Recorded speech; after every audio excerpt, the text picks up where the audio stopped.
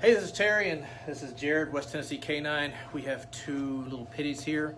One pitty was found in an abandoned house. The people took it home a while ago, so it's been living with them for a while. Had really no manners, so we're working on manners.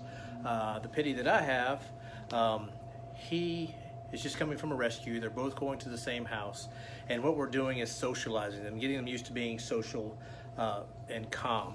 The pitty that I have, Rico, he has marks on his neck because he's a very rough player. And you have Rowdy, who is pretty chill. So the last thing you want to do when you socialize a dog and bring them together is get them close to each other on a tight leash. You want to make sure that you don't do that. Anytime there is pressure at the end of a leash, tension at the end of a leash, it builds anticipation. It can charge the dog and send them. What our jobs are as handlers is to let these dogs get around each other, do well-mannered sniffing, stuff like that, but not too much pressure.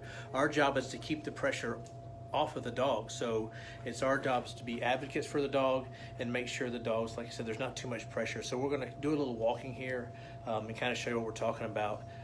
We want to have them calm around each other where they're socialized.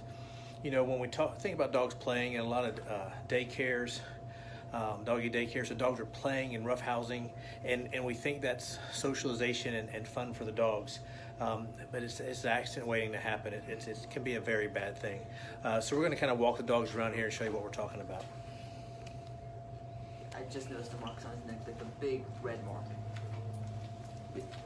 Cut.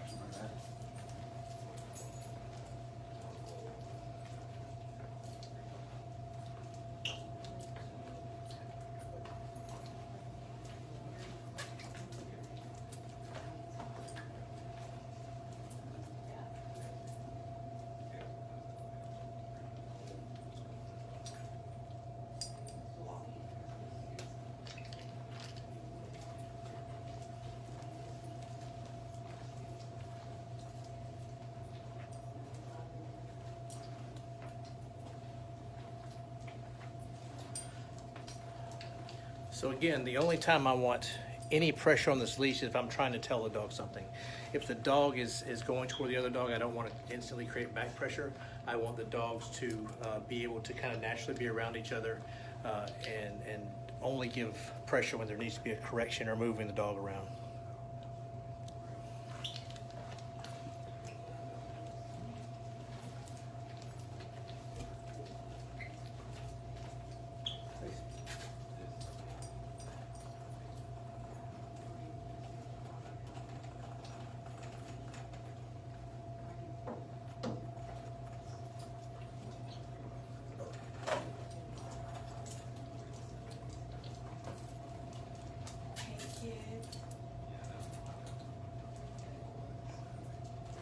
Are you sure they're not out of the same litter?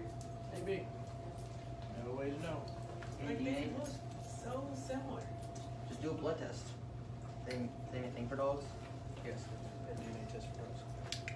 I don't know if it does, it just does breeds, I think. Oh, really? Yeah. That sucks. A little sniff. Okay. It's 180.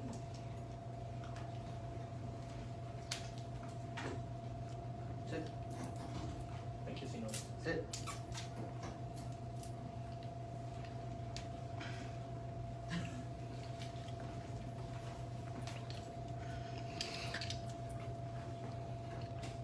All right, so this is an example of healthy socialization. A lot of times when we get dogs together, we want to see if they'll run and play and all that stuff, but it's very important when new dogs come together not to let them do that because things can go south very fast, and once it does, it's impossible to reverse. A lot of damage can be done.